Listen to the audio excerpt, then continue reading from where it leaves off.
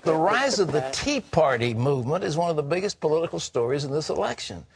But a new study shows the strong relationship between Tea Party members and Christian conservatives. Paul Strand has that story. We often hear the Tea Party movement is all about protesting taxes and big government. There's a lot of us that have a dream now, and the dream is that government get off our backs. The government has gotten far too big for far too long. And that they leave religious and social issues to Christian conservatives. Faith, hope, and love are not dead in America. Hallelujah. We still trust in God.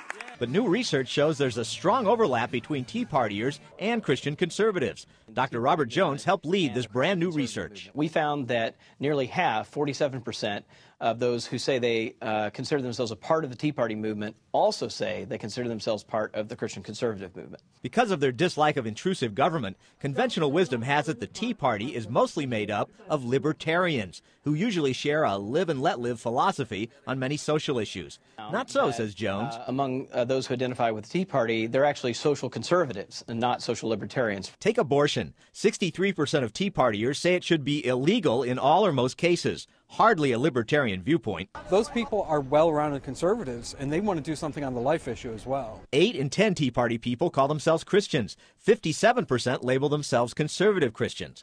But for all the publicity the Tea Party gets as being a major dominating factor in today's politics, here's something important to remember.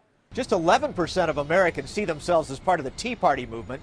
Twice as many, 22%, call themselves conservative Christians. It's likely that the Christian conservative movement may, in fact, influence the Tea Party movement more than the Tea Party movement influences the Christian conservative movement because of their relative size differences. And that suggests those social issues so vital to so many Christians will not fade as crucial political issues. Paul Strand, CBN News, Washington. Very interesting as this election is coming up. I think of the echoes of the Christian Coalition, and it was at one time the most powerful political influence group in the United States. Well, Lee Webb has the rest of our top stories in the CBN newsroom. Lee? Pat, apparently it cost much less to bail out the financial system than estimated.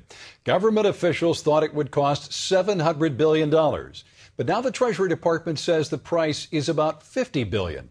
Treasury says the bailout helps stabilize the financial system and help prevent a deeper crisis. And it points to independent economists that say the program prevented an economic collapse. The man behind the attempted Times Square bombing will spend the rest of his life behind bars. Faisal Shahzad was sentenced Tuesday. The 31-year-old Pakistani immigrant made a chilling warning in court. He said, "Brace yourselves because the war with Muslims has just begun. Consider me the first droplet of the blood that will follow." The judge asked Shahzad if he had sworn allegiance to the U.S. last year when he became an American citizen. His reply, "I did swear, but I did not mean it." And he said the Pakistan Taliban gave him more than $15,000 in 5 days of training with explosives after he became a U.S. citizen. But thankfully, Pat, he didn't learn very much. You remember we had a president who said Islam is a religion of peace? And what this man says, the war with Muslims is just beginning? Well, which one was right? I think that Shahzad is closer to at least the radical phase of Islam. Lee?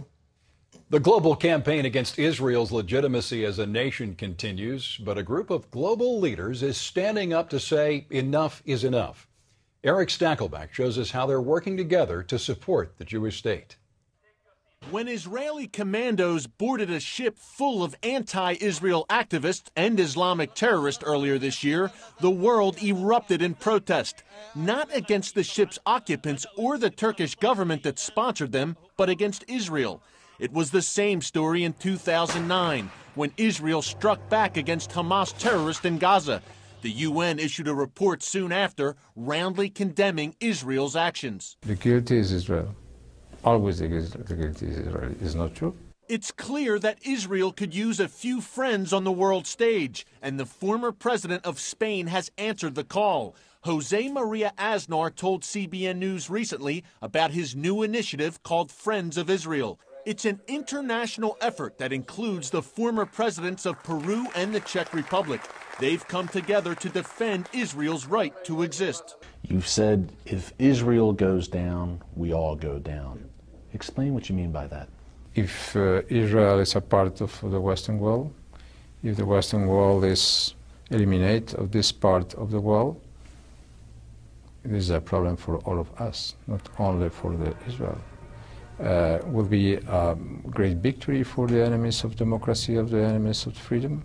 Asnar says that in addition to sharing a common foe in radical Islam, Israel and the West also share common values.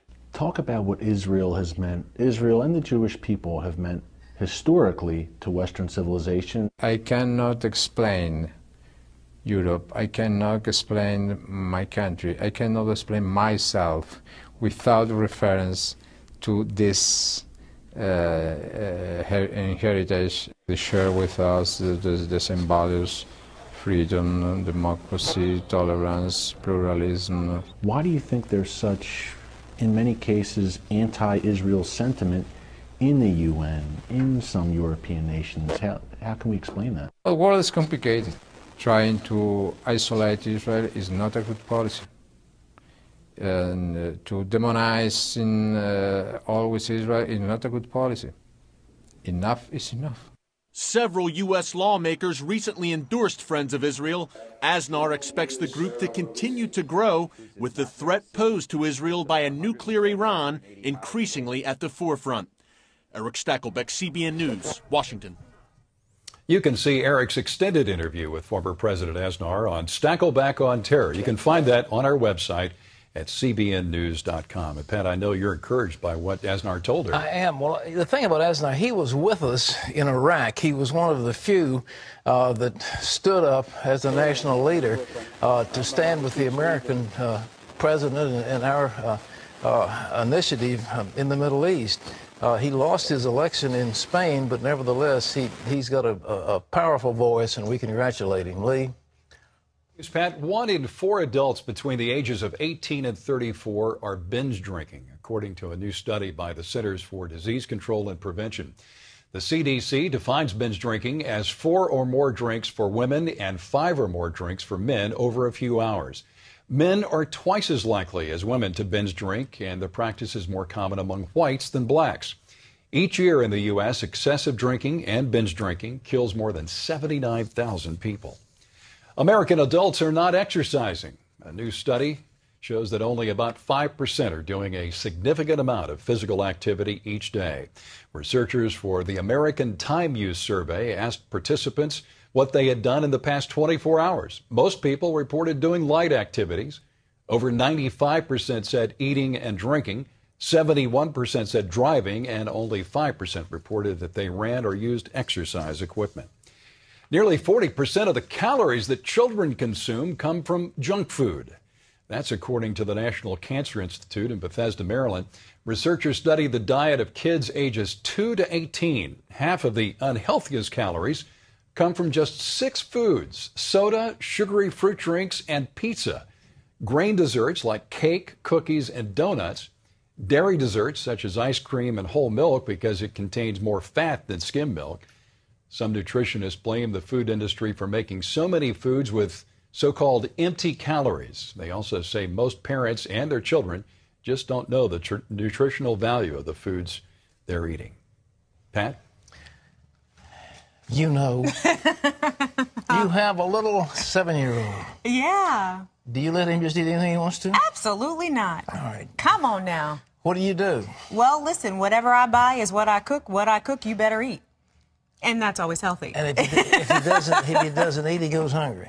He does. I'm kind of old school that way. I think that's the way it ought to be. Yeah, and then, that way I think that, cakes and cookies and ice creams, that's okay. I just think that they should be for a special treat, like a birthday party or like a special event. But every day, that's crazy. And 40% of your normal meal, that's crazy. Well, it's small wonder they're getting fatter. More than 100 people are dead from the flooding and mudslides in Asia. At least 75 of those deaths are in Indonesia alone. Hundreds of homes have been destroyed. Many of the roads are underwater there, making it hard for rescue workers to offer aid and search for survivors. A Navy warship is supplying victims, though, with tents, food, and medical supplies. Floods and landslides caused by Asia's rainy season this time of year kill hundreds each year. Emergency workers in Hungary are trying to clean up a flood of toxic sludge.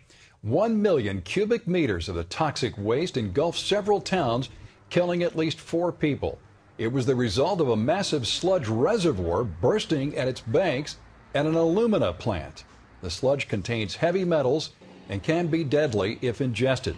There's also concerns that it could reach the Danube River and poison other areas.